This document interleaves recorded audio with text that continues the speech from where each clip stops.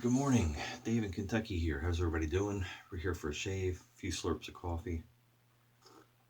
And as you saw from the thumbnail, you saw what we're having, but for the shave, but we'll go ahead and run through it. I have Sir Henry's Kentucky Rain. They hail out of St. Louis, Missouri. This is a rose, bourbon, and leather scent. Lighter on the rose, so again, this is one that really jives with me. We're going to top things off with Derby City Chop Shop. Small batch shave tonic is their winter reserve. They do a batch in the fall, and this one was from 2019, so you see how long that one's lasted me. And I use it quite a bit, a good bit left, and I have a backup. Anyway, they're out of Louisville, Kentucky. This is a Graydog quilt brush made by Graydog from the forum. Not seen him in a long time. Hope he's well up in Ohio. And that's a brown Maggard synthetic knot on it. So for the razor today, we're going to load it up with a Wizamet, and I think this is one of the, this is, I can tell by the writing on it, this is the vintage one that was sent to me by a gentleman from Poland. Okay, we have the American Button Company pocket razor. This is the Empire edition. They had different embossing. There's an Empire, a floral, a basket weave case, a shell design, and I'm forgetting a couple of them, I'm sure. So, made by American Button Company for Gillette, starting around 1908, and I'm not sure how many years they lasted doing that, but case closes well. I've highlighted this on the forum before. And there's the razor set, missing the tag on the back for Gillette. Anyway, let's go ahead and pull this out, and we'll load up our blade and get to going here.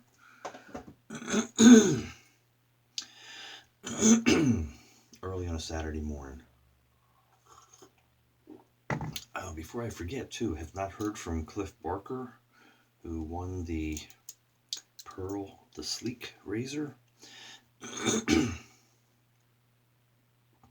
I'm not able to make out the serial numbers on mine that are stamped here. I can make out the numbers, the 6 digits, but not the letter code.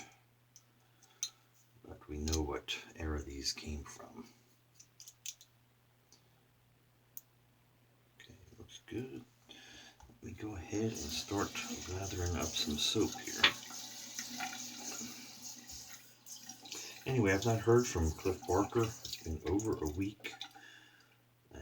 If I don't hear from him in the next week, then Ron Dimebag Darrell was the other individual that was in the running for that razor. So if I don't hear from Cliff in a week, another week, we'll go ahead and move on to send that on to Ron.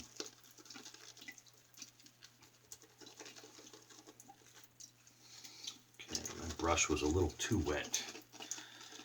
But Sir Henry's is a really nice base.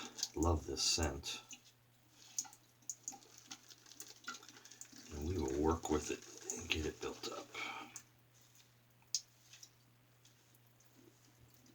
Let's rinse this tub off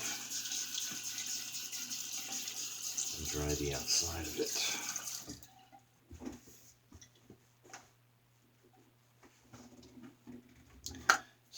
There and see if we can get this going.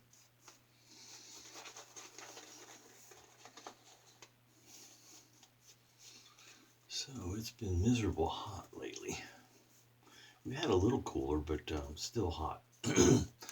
Excuse me, hard for me to breathe in it, but anyway, weed eating and mowing on the agenda for today, and a picnic with some friends, small gathering later at a park.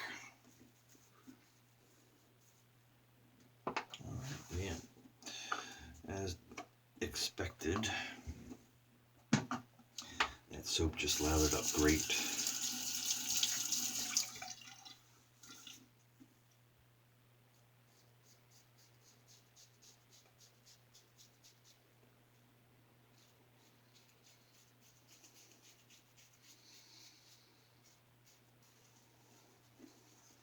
So as you many know, I'm sure already, Gillette started their production of safety razors in 1903, 1904 with the double ring.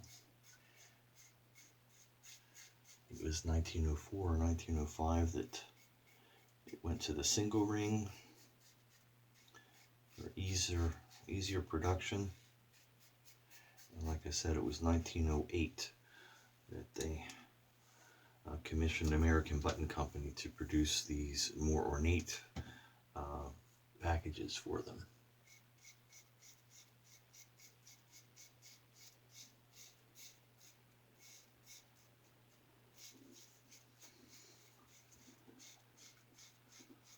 Used a similar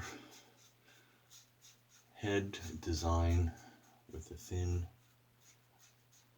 base plate top cap, similar to most of the old type single ring and double rings, but a more ornate packaging.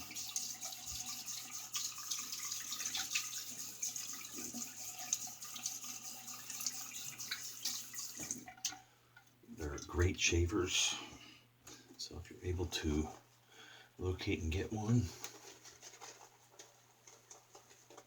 I recommend it. Prices can be all over the map. Sometimes they're more expensive than others. It just depends on how proud somebody is of what they own and what model. The shell design seems to be a fairly easy one to find.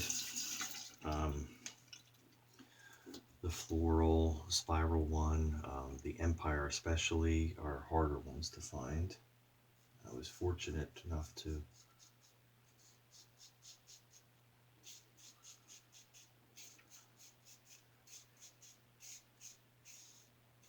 find this one fairly recently.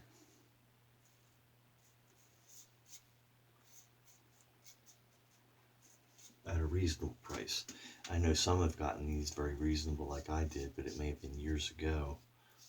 Nowadays they command ridiculous money when you see them. In the kind of condition mine is, I've seen them go for, $300-400. And while that sounds ridiculous, people are paying it.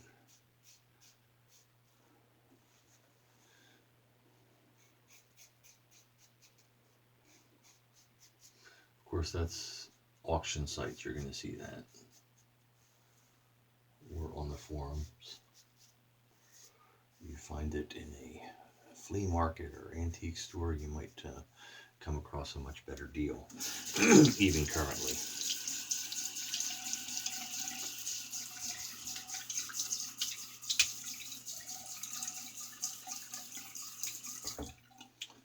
Alright, so that's our with the grain and against the grain pass, and we're gonna, or across the grain.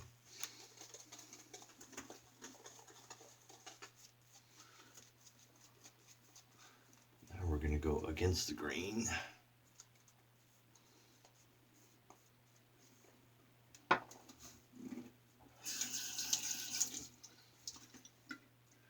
my neck, that's about every direction. Like most people's necks, it just swirls.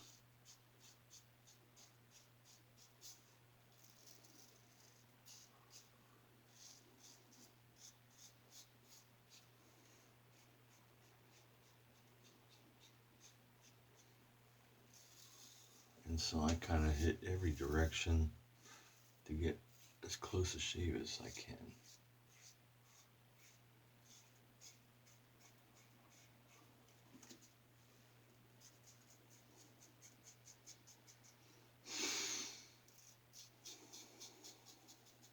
On my cheeks, against the grain is pretty much straight up.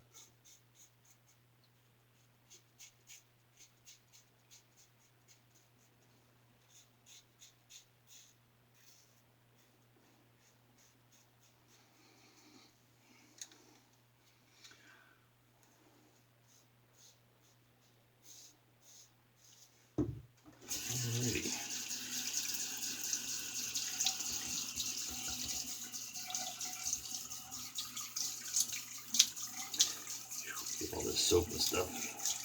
just out of the sink basin.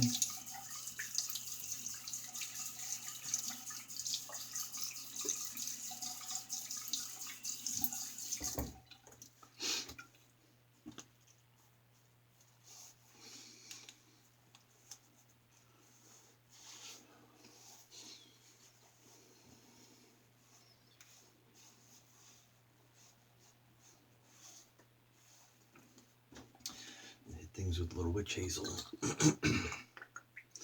And then we'll top off with our aftershave.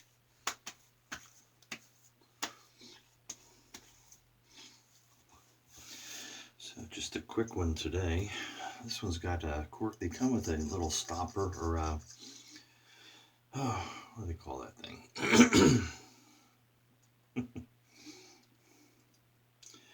It's got that stopper in it, but it has a little tube with a little rubber thing on the top of it, so you can try to suction a little up.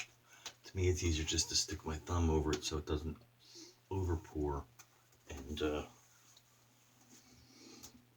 know, kind of put my thumb over it and then drip it into my hand how much I want, so I don't waste too much. But that's that. Let me go ahead and clean the brush up here. So just a reminder again, hopefully I hear from Cliff and he's doing okay. But in the event that he's not going to get back to me, I'll give him another week.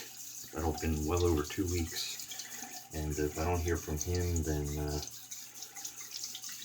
Ron, Dimebag Darrell, if you'll go back to my last video, it's got the my email address in the description there, and you can contact me so I have your information just in case.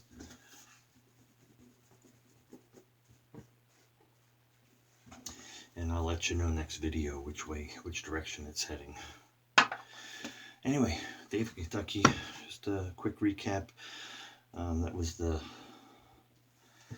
silver plated by American Button Company razor, old type head design, done by them for Gillette Company, 1908 to, I don't know, I think you can probably look it up, but I'm going to guess somewhere around 1912 to 14, something like that.